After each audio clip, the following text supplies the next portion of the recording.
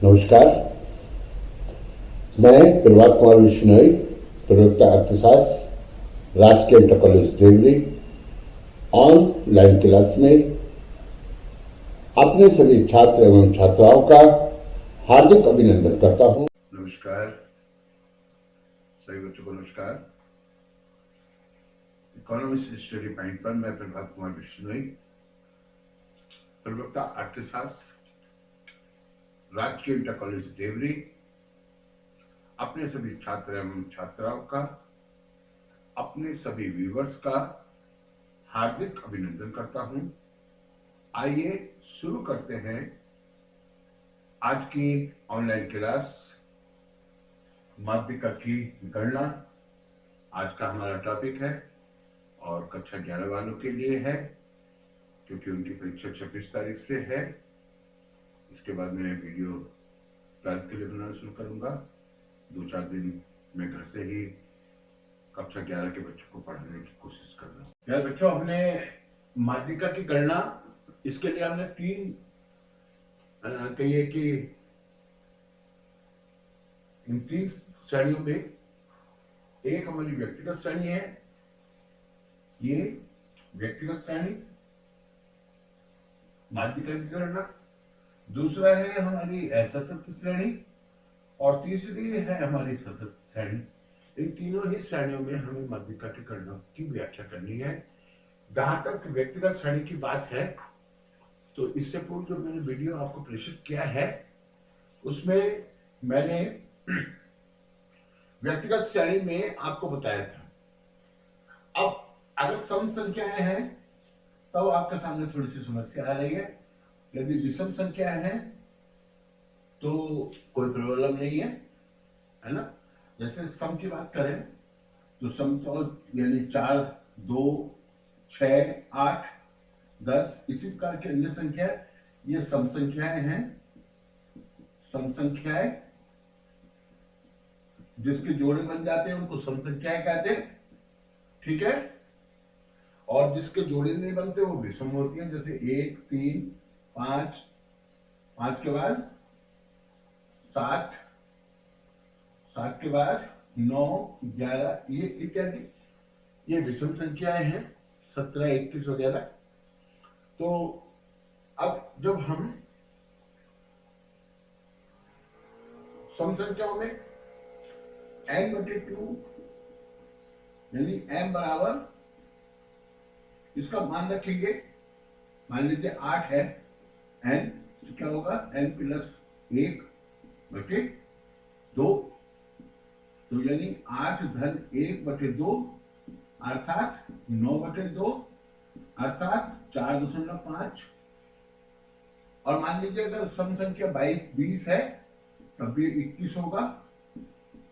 21/2 बराबर 10.5, तो ये 4.5 या 10.5 है। तो जब ऐसा होगा तब हम इस माध्यिका किस प्रकार से हम ज्ञात करेंगे। अगर मान लीजिए हमारा n का मान 4.5 आ रहा है, तो इसका मतलब है कि हम ये जो है 4.5, ये चौथा पद और 5वें पद, आरोही क्रम में आप लोग को व्यवस्थित किया आपने। चौथा पद गिनेंगे, 5वां पद गिनेंगे और इनका योग करेंगे और 2 से भाग करेंगे। समझ गए ना। यानी चौथे पद का मान जो भी होगा प्लस 5वां पद, 5वें पद का मान, ये लिखा हुआ है यहां। जैसे अगर आगे 4.5 यानी 5 और 6, यानी ये जो ये 5.5 हो तो क्या होगा, क्या करेंगे। यदि 4.5 आया तो चौथे पद का मान जो भी है और 5वें पद का जो मान है इसको जोड़ लेंगे और 2 से भाग कर देंगे, तो हमारा ये माध्यिका की गणना हो जाएगी। बहुत सिंपल है।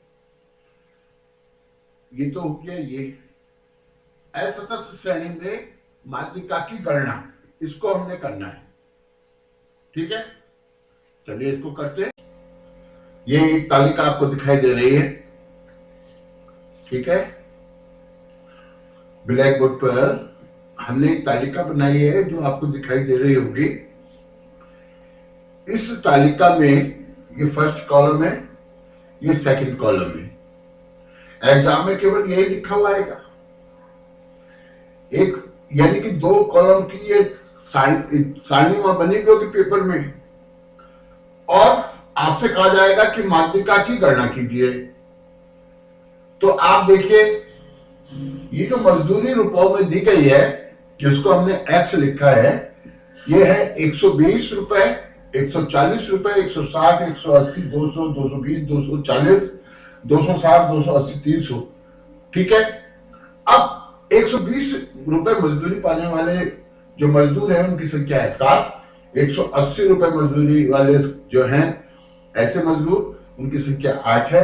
240 रुपए मजदूरी जिनकी है उन मजदूरों की संख्या 25 है, और 300 रुपए मजदूरी जिनकी है उन मजदूरों की संख्या 20 है। ये भिन्न भिन्न मजदूरी दरों पर मजदूरों की संख्या दी गई है।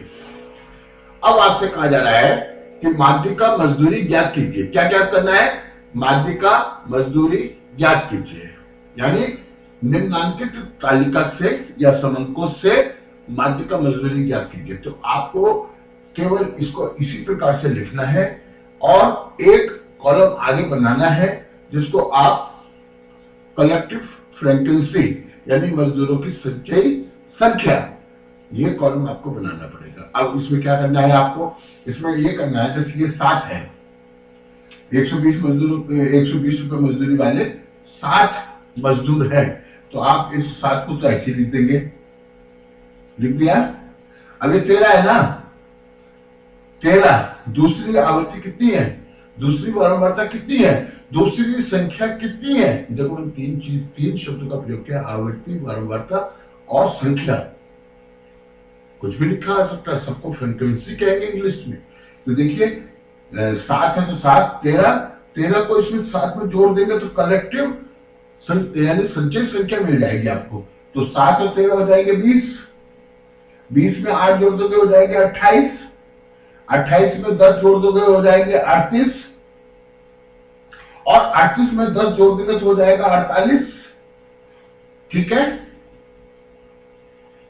7, देखिए 7, 13, 20, 12, 32, सॉरी 20 और 12, 32, 32 और 8, 40। ठीक है, जरा आप थोड़ा ध्यान देना।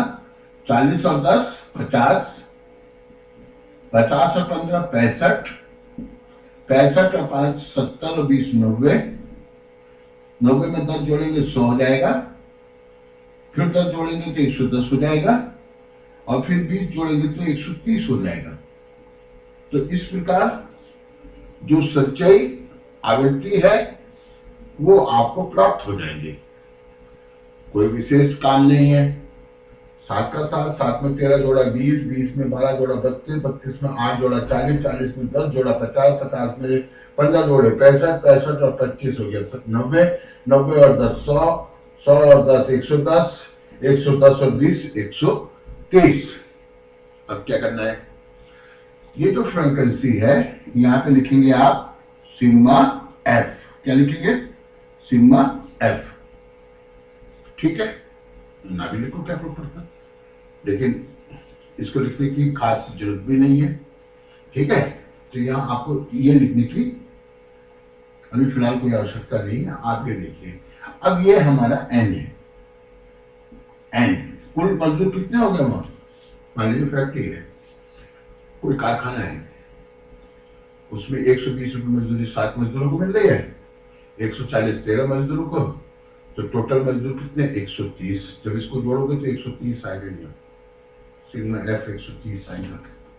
जोड़ लेना। अच्छा, 130 आएगा। अब ये जोड़ना क्यों जरूरी है ये भी मैं बता रहा हूं आपको। जोड़ना इसलिए जरूरी है कि ये टोटल और ये टोटल एक होगा, अलग हो नहीं सकता। ठीक है, आपको थोड़ा सा आपको अपने आप ही कंफर्म हो जाएगा कि ये सही है या गलत है ना। 7 3 10 2 12 8 20, 30 और 10 30, 30 की सिफर हाथ से लगे 3, 3 2 5 6 7 7 2 9 1 10 10 और 1 11 11 2 13 130 सही है। तो ये आ गया आपका। अब आगे क्या सूत्र है देखिए, यहां पे लिख रहा हूं, ये हमने थोड़ा सा पार्टीशन कर लिया होगा ब्लैक रूट का कैलकुलेशन के लिए। तो हमारा जो n है ये है 130। यहां पे हमने लिखना है m बराबर, है ना, माध्यिका का जो मान होगा उसको निकालना है n बटे 2वे पद का मान। समझ गए ना, n बटे 2वे पद का मान। अब देखिए 130 है n, तो n की जगह 130 रख देंगे। 130 बटे 2। अब इसको 2 से भाग करेंगे ना, कितना आएगा मान? 2 एकम 2 और 2 चिक 12, 1 बचेगा, 2 पंजे 10। 65वें पद का मान, 65वां पद, 65वां जो पद है वो माध्यिका है। अब यहां कैसे पता चलेगा 65वां पद कौन? यहाँ पे इसमें स्पष्ट बिलो पिवट पे दिखाई दे रहा है, ये है 65, है या नहीं? इसका जो मान है, क्या मान है? 220। क्या है ये? 220। ये है बेटा m। तो यहां पे लिख देंगे अर्थात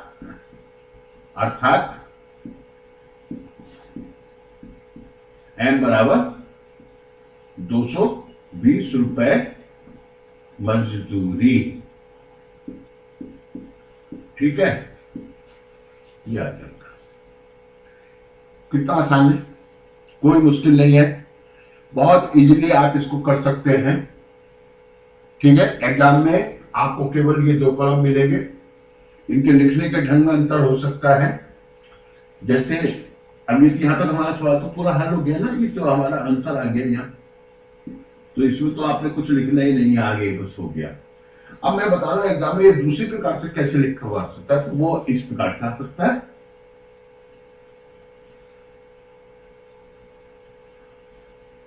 देखिए यहां पे लिखा होगा मजदूरी, मैं पूरा नहीं लिख रहा, ये एक्स कॉलम, ये वाला कॉलम लिखा होगा, और नीचे एफ लिखा होगा। तो इसमें क्या है? मजदूरों की संख्या, मजदूरों की संख्या। तो यहाँ पे मजदूरों की संख्या लिखा होगा। ठीक है, पूरा लिख लीजिए आप, और इसके जो है पार्ट कर दिए जाएंगे ऐसे। और इसमें पहला है 120, दूसरा 140, 160, 180, 200, 220। ठीक है, और ये पूरा अगर मैं लिखूंगा तो वहां ब्लैक बोर्ड पे दूर तक चला जा रहा है। 240, 260, 280, और अगर मान लीजिए पेपर में जगह ना रहे तो यहां नीचे लिख देंगे वो इस प्रकार से, है ना, 300। ये हो गया। अब इनकी संख्या लिखी होगी 7, 13, 12, 8, 10, 15, 25, 10, 10 और 20। तो इस तरीके से लिखा हुआ होगा, और यहां ऊपर लिखा होगा माध्यिका की गणना कीजिए क्वेश्चन। ठीक है, क्वेश्चन होगा माध्यिका की गणना करो। तो ये है ना। अब यहां पे कुछ और भी लिखा हो सकता है, यानी निम्नांकित समंकों से माध्यिका की गणना कीजिए। तो इस प्रकार से क्वेश्चन लिखा सकता है एग्जाम में, ये इतना ये भी लिखा हुआ आ सकता है। मैं इसको नीले पेन से दिखाता हूं आपको, एग्जाम में इतना लिखा हुआ आ सकता है। ठीक है, दिख रहा होगा आपको, और लिखा होगा निम्नांकित समंकों से माध्यिका की गणना कीजिए। तो असतत श्रेणी में, ठीक है, असतत श्रेणी में हमने आपको माध्यिका की गणना समझाई। सतत श्रेणी में समांतर माध्यिका की गणना जब हमें करनी है तो आप सतत सारणी को अच्छी प्रकार से समझ लीजिए। देखिए ये वर्गांतर लिखे हुए हैं, ये सामान्य वर्गांतर लिखे हुए हैं, न से अधिक है न से कम है। से कम और से अधिक आवृत्ति वितरण हमने आपको तैयार करना बताया है। जब हम कहते हैं से कम, तो जो वर्गांतर की उच्च सीमा है केवल उसको लिखते हैं। अब इसमें देखिए ना, 120 निम्न सीमा है और उच्च सीमा कितनी है? उच्च सीमा है 140। ये L2 है और ये L1 है। और यहां पे दो वर्गों का अंतर क्या होता है, जिसको हम I कहते हैं, वर्गांतर कहलाता है। क्या कहलाता है? वर्गांतर, क्लास इंटरवल। ये यानी I, ये है वर्गांतर। I बराबर, इसको ज्ञात करना, कैसे ज्ञात करेंगे? I बराबर होता है L2 माइनस L1। ठीक है, वर्गांतर। अब जैसे ये है 140 माइनस 120 बराबर 20, ये है वर्गांतर। ठीक है, आप समझ गए होंगे। I बराबर यानी 140 माइनस 120 बराबर कितना आएगा? 20। I बराबर 20। ठीक है, अभी अगर हम इसको से अधिक आवृत्ति वितरण के लिए तैयार करें तो आप एक बार फिर से नोट कर लीजिए भाई, ध्यान दीजिए। 140 लिखना पड़ेगा। कितना लिखना पड़ेगा? 140, यानी उच्च सीमा लिखनी पड़ेगी। यहां पे x है ना, और यहां लिखेंगे से कम, 140 से कम। अगर कम की बात करें और यदि हमें अधिक आवृत्ति वितरण चाहिए, अब यहां पे 140 है, फिर 160 है, 180, 200 है, 220, 240, यानी उच्च L2 लिखना पड़ेगा हर जगह। क्या लिखना पड़ेगा? उच्च सीमा। उच्च सीमा कितनी है? L2। इसको 160 से कम, 180 से कम, 200 से कम, 220 से कम, 240 से कम, 260 से कम, 280 से कम, 300 से कम। अब 300 से कम तो सभी है। ठीक है, यानी 140 से कम है 7, 160 से कम है 13, 180 से कम है 12, 200 से कम है कितने? अब यहाँ पे कैसे, अब यहाँ पे हम इनका टोटल करेंगे, ऊपर से संचय करेंगे। संचय करना आपको बता दिया, ये आवृत्तियां ये नहीं होंगी, अब आवृत्तियां उनके सामने ये लिखी जाएंगी। यानी मजदूरों की संख्या क्या होगी? ये तो होगी मजदूरी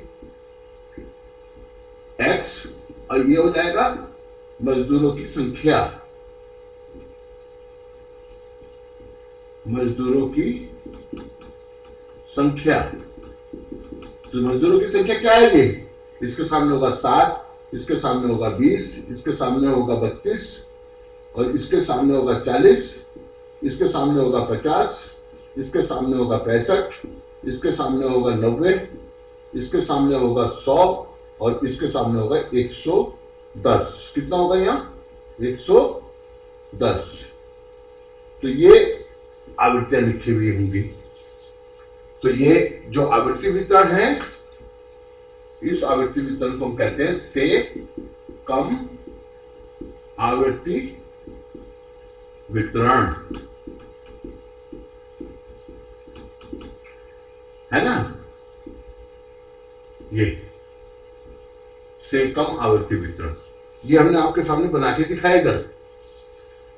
अब यदि इनसे आता है से अधिक, तो निम्न सीमा के सामने अर्थात 120 के सामने क्या लिखेंगे? से अधिक। अब इसमें सारे वर्गांतरों की निम्न सीमा लिखी जाएगी।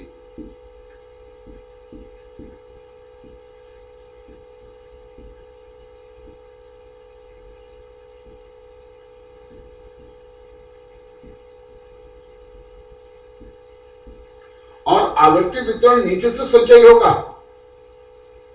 इसके सामने लिखा जाएगा 10, 10 और 10 होता है 20, 20 और 25 हो जाएगा 45,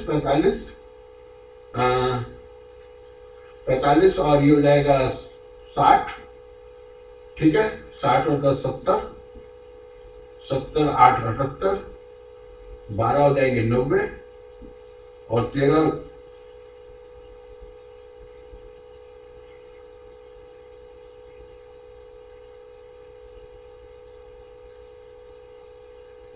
10, 10 में 10 जोड़ा 20, 45, 15 जोड़ेंगे 45 15, 60, 10 जोड़ेंगे 70, 78 और 12 90 और 13 कितना हो जाएगा 90 13 103 और 7 कितना हो जाएगा 7 कितना हो जाएगा 110। तो ये से कम इससे अधिक हमने यहाँ लिख दिया 120 से अधिक, तो ये आवृत्ति वितरण तैयार हो गया। इसको हम कहते हैं से अधिक आवृत्ति वितरण, से अधिक आवृत्ति या वारंवारता वितरण। अब हमारे पास 3 सवाल है भाई। पहला सवाल ये से अधिक वाला है, दूसरा ये है सामान्य वितरण वाला सिद्धांत कहिए कि सवाल, और यहां पर तीसरा जो है से कम आवृत्ति वितरण है। अगर ये आता है तो आपको पहले ऐसा बनाना पड़ेगा, और हमने सिखाया है आपको क्लास में। क्या करेंगे, क्योंकि नीचे से संचय है तो 10 यहां तो 10 लिखेंगे और 20 में से 10 घटाएंगे तो यहाँ 10 आ जाएगा, 45 में से 20 घटाएंगे यहाँ 25 आ जाएगा, या 45 घटाएंगे 60 में से तो 15 आ जाएगा, या 70 में से 60 घटाएंगे 10 आ जाएगा, 78 से 70 घटाएंगे 8 आ जाएगा, और 78 से 90 से 78 घटाएंगे तो 12 आ जाएगा। ठीक है, ये आवृत्ति वितरण आपको प्राप्त होती चली जाएंगी। और 103 में से 90 घटाएंगे तो कितना आएगा 13, और 100 मतलब 10 से 103 घटाएंगे तो इसकी आवृत्ति आ जाएगी 7। तो ये सामान्य आवृत्ति आपको प्राप्त हो जाएगी। समझ में आ गया होगा। तो से कम से अधिक वाले को इस प्रकार से करना है, और वहां उसको सामान्य वितरण, तो ये आवृत्तियां अब ये लिखी जाएंगी 140। अब इसमें जो ये इसका जो वारंवारता वर्गांतर है, इसमें कितना अंतर है 20 का अंतर है, और ये से अधिक है। ठीक है, तो क्या करेंगे 120 से अधिक, तो इसमें 20 जोड़ देंगे, यानी कि यहाँ पे 20 जोड़ देंगे तो 140 आ जाएगा, तो यहाँ 140 लिखेंगे। फिर यानी कि हर में 20 जोड़ते चले जाएंगे, 140 से 160 हो जाएगा, 160 से 180 हो जाएगा, 20 जुड़ते चला जाएगा। तो उच्च यानी कि जो इसकी निम्न सीमा है उसमें 20 जोड़ दीजिए, अगला ये वाला आ जाएगा। 160 में 20 जोड़ोगे कितना हो गया 180, 180 में 20 जोड़ोगे वर्गांतर 20 है ना, मैंने वहां बताया है। यहाँ क्या है से कम, तो 140 से 20 घटाएंगे तो 120 आएगा, 160 से 100 क्या घटाएंगे 20 तो कितना आ जाएगा 140, तो इसमें से 20 घटाना है। और यहाँ आवृत्तियां यानी कि ये तो 7 ही रहेगी, 20 से 7 पे 13, 32 से 12, इसमें यहाँ से बचेगा 8, यहाँ से 10, यहाँ से कितना 15, और यहाँ से 25, और यहाँ से 10, और यहाँ से 10। तो ये मूल आवृत्तियां जो हमारी है ये सब हमें प्राप्त हो जाएगी। अब इनकी जरूरत नहीं है हमको। सामान्य वारंवारता वितरण से अधिक से कम मैंने बनाया, आपको क्लास में सिखाया है, आपको समझ में आ गया होगा, है ना। किसी साधारण आवृत्ति से अगर आपको से अधिक और से कम आवृत्ति वितरण तैयार करना हो तो इस वीडियो को बार बार देखना, याद हो जाएगा। से कम यानी उच्च सीमा के सामने लिखते हैं, और से अधिक निम्न सीमा के सामने लिखते हैं। से अधिक आवृत्ति वितरण तैयार करना है तो निम्न सीमा के सामने यानी L1 के सामने आपको से अधिक लिखना है। और तब क्या करेंगे, वारंवारताओं को जो आवृत्तियां दे रखी है उन्हें नीचे से जोड़ना है, ऊपर की ओर नीचे से संचय बनाना है, और से कम में ऊपर से संचय करना है। बस यही अंतर है। और से कम में क्या होगा, जो उच्चतम सीमा है उसके सामने लिखना है से कम। हो गया, समझ में आ गया होगा। ये सवाल 3 प्रकार से एग्जाम में आएगा, सवाल एक ही है। सवाल एक ही है। बस घपला यही हो जाता है कि बच्चे ये सोचते हैं कि ये तो ऐसे कर देंगे इसको, जैसे गुरुजी ने बताया, बस हो गया। भाई पहले इसको सामान्य वारंवारता वितरण में परिवर्तित करना पड़ेगा। समझ में आ गया? बीए वाले स्टूडेंट भी ध्यान से सुन लेना भाई, अगर कोई पढ़ रहा हो तो, है ना, क्योंकि बहुत कंफ्यूजन होता है यहाँ। सांख्यिकी में एमए है तो एमए में भी कंफ्यूजन होता है। ये सबसे बड़ा कंफ्यूजन है। बच्चे क्या करते हैं, छात्र क्या करते हैं कि से कम आवृत्ति वितरण है वैसे हल करने की कोशिश करते हैं, से अधिक आवृत्ति वितरण है तो उसको भी वैसी हल। अरे भाई पहले सामान्य तो बना लो, उसको सामान्य आवृत्ति वितरण बना लो, उसके बाद सॉल्व करना। चलिए अब आगे चलते हैं। ये हमने आपको से कम से अधिक का जो कंफ्यूजन है उसको दूर कर दिया है। अब हम यहां लिखा था पहले असतत श्रेणी पे, अब आ को हमने हटा दिया, क्या बचा, सतत श्रेणी। और सतत श्रेणी अर्थात जिसमें वर्गांतर होते हैं, कंटिन्यूटी जिसमें होती है। ये देखिए वर्गांतर दे रखी है और मजदूरों की संख्या दे रखी है। तो आगे का सवाल तो वैसे ही करना जैसे हमने पहले किया था, संचय बनाना ही पड़ेगा, है ना। इन आवृत्तियों को संचय करना पड़ेगा, कर लिया, 120 आ गया। अब कैलकुलेशन के लिए जो सूत्र हमारा होगा उसको देखना है। अब ये जरूरी नहीं कि यहाँ पे ये 165 ही आएगा, आएगा तो वही ना। चलिए कोई बात नहीं, देख लेते हैं, ठीक है। तो हमें करना क्या है, सूत्र हमारा क्या है इसको देख लीजिए। यहां पे मैं करने के लिए लाइन खींच रहा हूं, ठीक है, इधर मैं गणना करूंगा, सूत्र लिखूंगा आपके लिए। देखिए m बराबर होगा n बटे 2a पद का मान।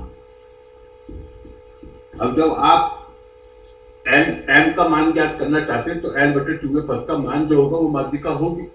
अब n कितना 120 है, 120 बटे 2, पहले 130 था लेकिन हमने कम कर दिया 10, सवाल में थोड़ा परिवर्तन कर दिया, तो आप कितना आएगा, 2 इकन 2, 2 छिक 12 यानी 60, 60वें पद का मान, ठीक है। अगर ये मान उधर ना आया तो यहां लिख देता हूं मान, ठीक है, 60वें पद का मान, ये होगा m। m देख लीजिए ध्यान से, m का मतलब क्या है, n बटे 2a पद का मान, ठीक है, m का मतलब। अब हमें यह देखना है कि ये 60वां पद कहां आता है। भाई 7 में तो 60 नहीं आता, 20 में भी 60 नहीं आ सकता, 32 में 60 आ सकता है, नहीं आ सकता, 40 में आ सकता है, नहीं आ सकता, 50 में आ सकता है, नहीं आ सकता। अब 65 है तो 65 में 60 आ सकता है, 65 तक की अगर गिनती हो तो 60 आता है ना उसमें। अगर 50 तक की गिनती हो तो 60 आएगा क्या, नहीं आएगा ना। अगर 40 तक की गिनती हो तो 60 आएगा क्या बीच में, नहीं आएगा ना। मैं कहता हूँ 7 तक की गिनती हो, 1 2 3 4 5 6 7, आया क्या 60, नहीं आया ना। 60 किस में आएगा, 65 में, ठीक है। तो यानी इसमें रेखा खींचेंगे इधर ऐसे। अब ये एक वर्गांतर दिखाई दे रहा है 220 और 240 दिखाई दे रहा है ना, ये है माध्यिका वर्गांतर। क्या है ये, माध्यिका वर्गांतर, ठीक है। तो यहीं पे हमने लिखना है, अर्थात माध्यिका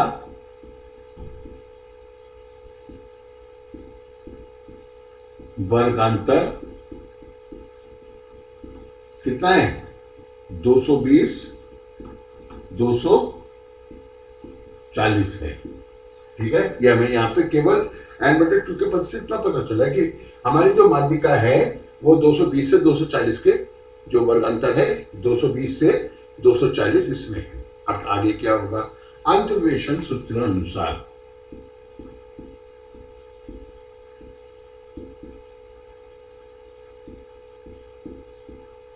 देख लीजिए, अंतर्वेशन सूत्रानुसार क्या है अंतर्वेशन सूत्र, m बराबर होता है m, बड़ा m बनाएंगे, m बराबर होता है L1 plus L2 minus L1 बटे F ब्रैकेट में m माइनस c।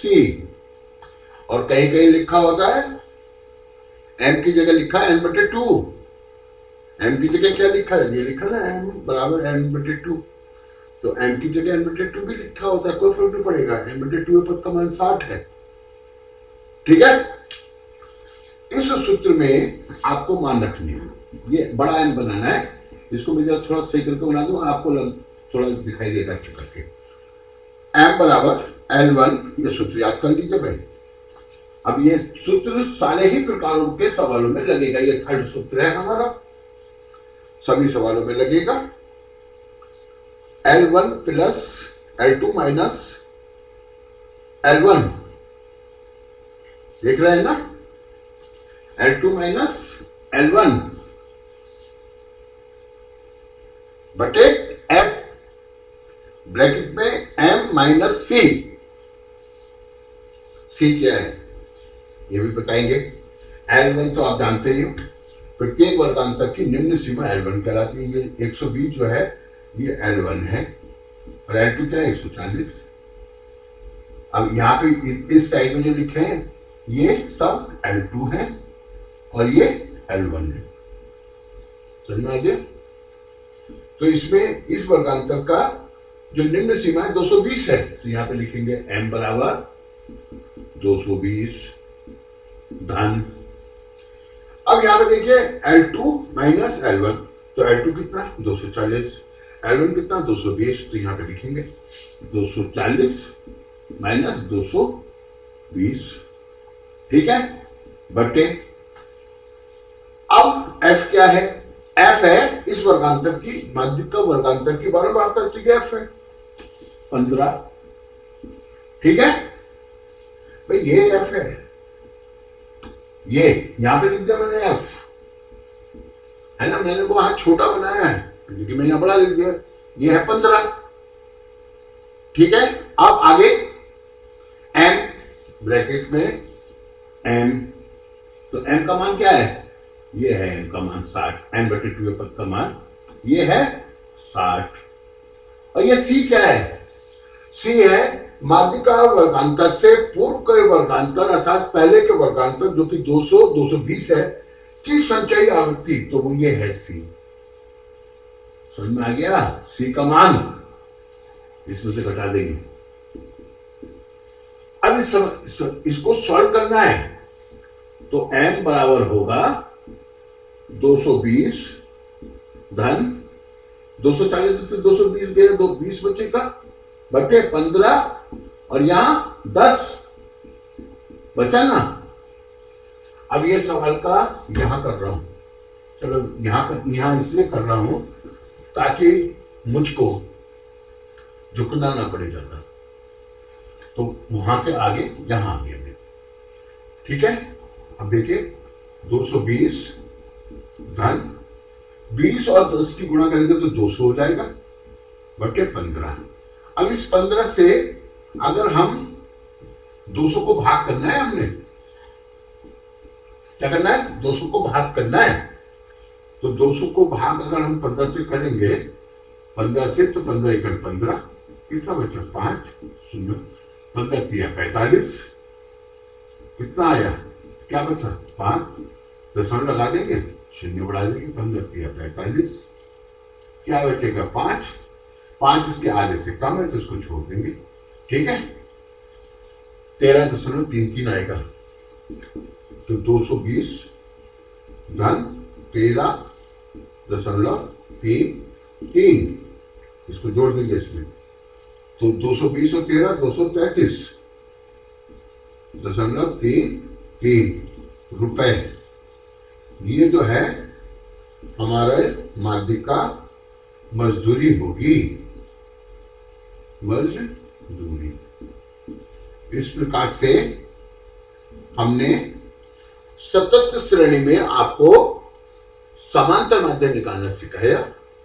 अब आप अपने क्वेश्चन की यानी पेपर की तैयारी करेंगे और इस प्रकार के क्वेश्चन, चाहे वो सतत श्रेणी में हो, चाहे वो असतत श्रेणी में हो या व्यक्तिगत श्रेणी में हो, माध्यिका की गणना मैंने आपको ठीक प्रकार से समझा दी है ना। और यदि आपने से कम और से अधिक आवृत्ति वितरण को भी सीख लिया है ठीक प्रकार से, तो आपको एमए तक मैं गारंटी के साथ कह सकता हूं कि माध्यिका निकालना किसी से सीखना नहीं पड़ेगा। ठीक है, नमस्कार।